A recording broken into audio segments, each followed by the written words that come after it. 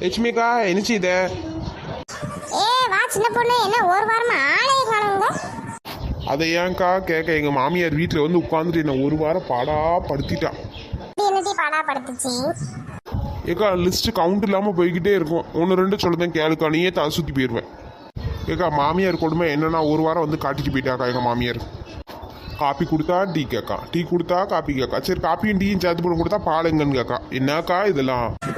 என்னடி ஒரே கூத்தாயிருக்கும் போலயே ஒரு வாரம். அட ஆமாக்கா, வெளியவே விட மாட்டேன்ட்டாக்கா.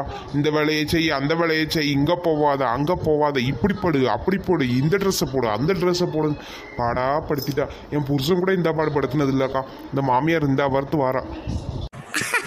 என்னடி ஒரு வாரத்துக்கு இந்த பழப்பம் புலம்புத? ஆமாக்கா, நீ வேணா 2 நாள் என் மாமியார் வச்சு சமாளிச்சு பாரு. நீயே சொல்லுவ எப்படி சின்ன போட்டு ஒரு வாரம் இவ்வளோ வச்சு சமாளிச்சேன்னு. ஏடி நீ வேற, நானே இப்பதான் மாமியார் கொடுமையிலேருந்து